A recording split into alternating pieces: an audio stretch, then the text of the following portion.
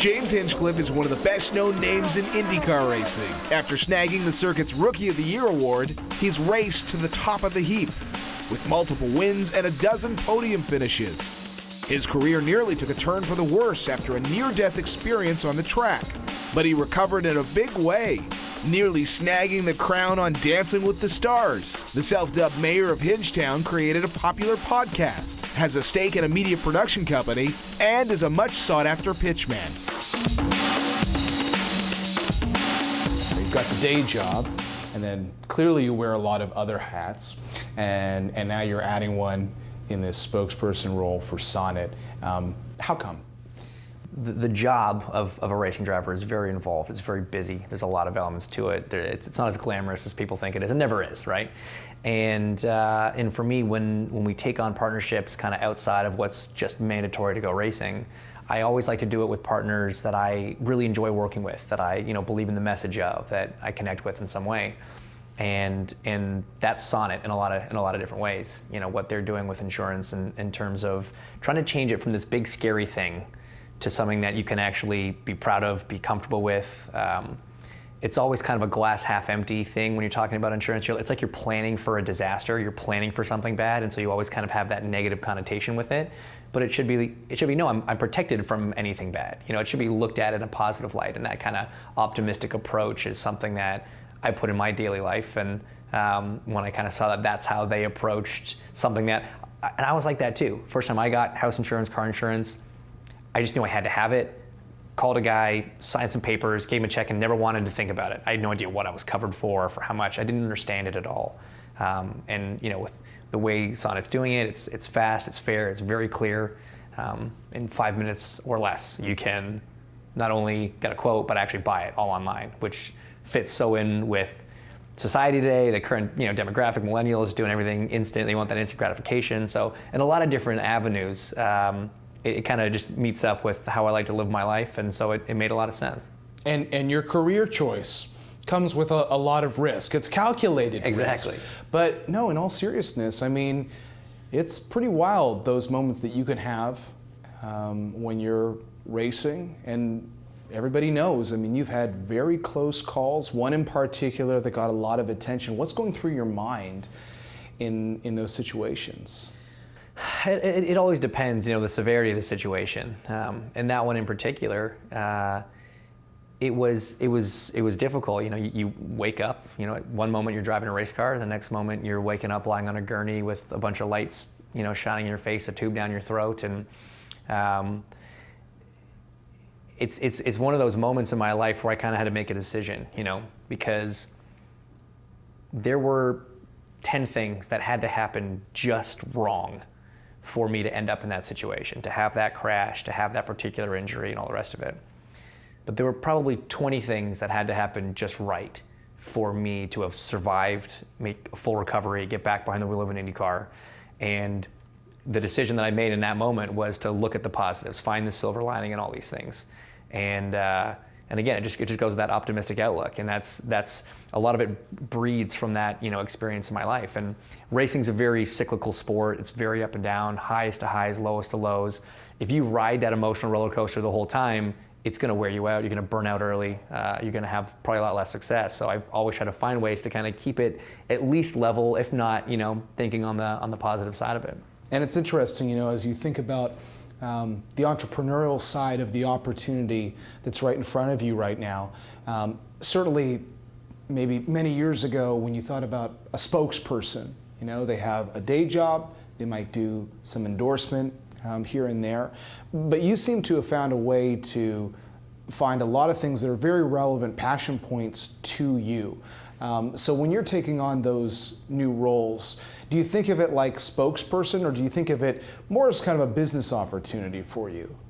I mean, it's a little bit of both, and it depends on the situation. As I said, I try and partner, get myself in partnerships that there's some connection. I have a collaboration beer with a brewery in Indianapolis because, let's be honest, who doesn't like that? I'm an ambassador for a scuba diving company, Scuba Pro, because scuba diving is my other big hobby, big passion. So when we get involved with these partners, it's got to be something that makes sense, and Sonnet checked those boxes. And yeah, sure, there's you could look at potential business opportunities involved in it, but I like the message and want to help spread it. So you kind of have to be fearless to do what you do for your day job.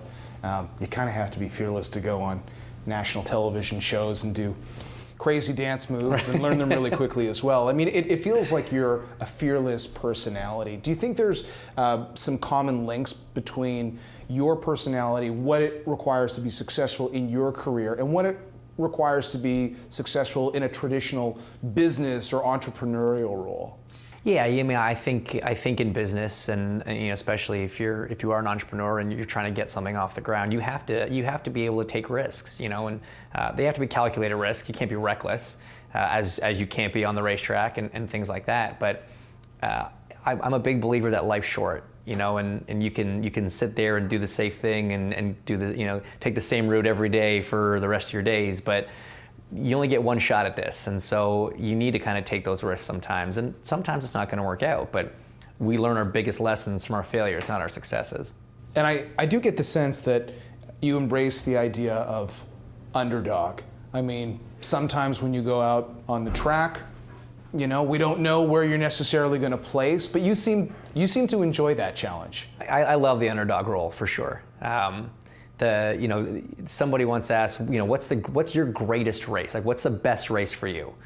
And my answer is always a race where you qualify 6th, 7th. Everyone's like, yeah, he's there, but the focus is somewhere else. And throughout the race, you systematically work your way up, get a couple guys on the start, a couple guys in the pit stops, and end up, passing for the lead on the last corner of the last lap or something. You only need to lead the last inch. That's the only one that matters. And if you qualify pole, start first, lead every lap, and win the race, that's a lot less satisfying as a driver. I mean, don't get me wrong, winning's winning, it's still great. But those races where you do kind of come in with the odds stacked against you, maybe the attention kind of diverted somewhere else, and you come up and surprise people, those are the ones I enjoy the most. And do you think those are the kind of characteristics that resonate with people in a world where you mentioned social media? I mean, look, you've been able to connect with audiences, and people connect with you based on how you approach things. The podcast that you do, I mean, we sort of see a side to you that maybe 20 years ago we would not have seen from a racer. No doubt. I mean, there's a lot of different things that have kind of fueled that shift in my industry in terms of, the importance on having a brand. That's a relatively new concept in sport. And what's so great about social media is there's an audience out there for anybody, right? So whether you like the underdog, whether you like, the LeBron James character that is, like the child prodigy that gets thrust in the limelight and delivers from the get-go. Like there's and then everything in between. There's every single cool story out there. And different social media platforms give fans an opportunity to learn more about those people and connect with those people and really make that kind of niche fan base for each kind of character. And for drivers, our sport is different in the sense that if you watch it on TV, you see a car and a helmet, and he goes around in circles for a couple hours. And then if you win or come top 3, you might get a 30-second interview where all you do is talk about the race. Fans don't get a chance to learn about us as people and kind of get that deeper connection. If you sit courtside at a basketball game, you can see how one player interacts with another. You learn a bit about who he is as a person, even just watching him play.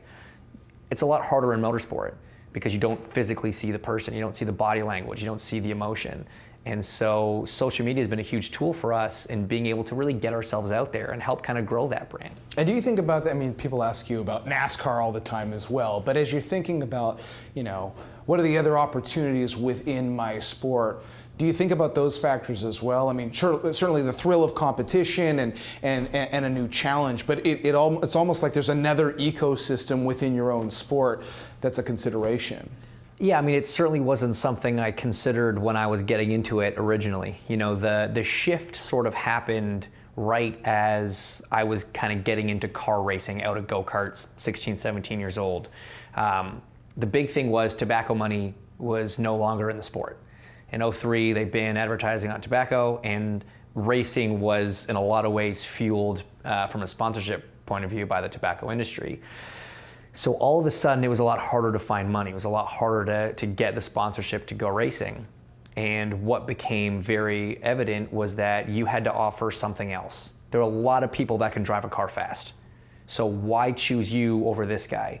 And becoming a spokesperson and being someone that a company wanted to get behind was all of a sudden as important as your results on track. There are only 21, 22 full-time entries in the Indy Car series, so you're fighting for one of 22 seats in the entire continent to do this job. There are at least 22 drivers capable of doing that and qualified to do it. So you've got to stand out another way. And at a very young age in my career, I was kind of counseled on this, and that's when I started putting as much effort into the off-track side of our sport, the business side of our sport, as I did on the competition side. So you're an ambitious person, you've accomplished a lot, you've tried a whole bunch of different things. It's hard for me to not think that there's still other things out there that you're getting curious about 2 years, 5 years, next 10 years. What haven't you done yet that you're starting to ponder? I mean, I've always got my eye out for different business opportunities. There's a lot of different areas that I'd love to get involved in. I understand that the shelf life as a racing driver is fairly short. Your earning window as a driver is fairly short. And, let's say best case scenario, you make it to 40, pick a number. Well, I hope to be around for quite a while after 40. And knowing my personality, I'm not going to be able to just sit on my hands and watch racing on the weekends, So I'm always looking for things already that I can kind of get my foot in the door somewhere, be involved in kind of a lighter aspect, because the fact of the matter is I don't have a lot of time at the moment. But in 10 years, I might all of a sudden have a lot of time on my hands to kind of pursue some of these a little bit more. So I'm trying to set the stage now for some cool opportunities down the road.